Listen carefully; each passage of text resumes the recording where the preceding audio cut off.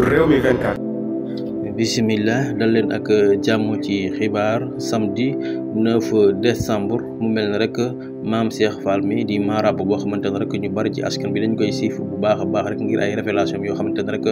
bari na lu muy wax loo xamante ne rek askan bi dañu koy gis moom mii di maam Cheikh Fall ginnaaw rek ba mu ñëwee ci le 12 décembre bi rek Ousmane Sonko bi nga xamante ne rek moom la ñu war a rek delloowaat ci liste électorale yi rek waaye daal di koy rek fexe ba mu mën a bokk ci élection moom mii di maam Cheikh Fall ma ngay xam ne rek loolee date bu baax la ndax kat 12 décembre boobu tombé ak 12e mois ci weerum 2023 bi daal ci atum 2023 loolee daal lu baax la ci Ousmane Sonko moom mii di maam Cheikh Fall daal ma ngay dalal xelu askan bi rek mu doon ay révélation yoo xamante ne daal ma ngi ko waxee rek ci Feeling Dakar moom mii di maam Cheikh Fall nag ñu baree bari ci askan bi rek daal dinañ koy xam ndax moom daal jëfam yëpp rek ci alxuraan rek la koy seete mu doon koo xamante ne ñu bari bu waxee rek dañu koy déglu waaye it dañ koy dégg kon boog ma ngay xam ne le 12 décembre bi daal Ousmane Sonko datam la ndax rek le 12 tombé ak 12e mois loolee lu baax la te sax nag Ousmane Sonko sax ginnaaw ba xamante ne rek jox nañ ko dëgg ñu bari ñi ngi wax ne dafay fekk parrainage yi passé waaye it fii ba le 26 décembre moom mi di Ousmane Sonko kon mën naa rek jébbal ay parrainage am ginnaaw rek ba nga xamante ne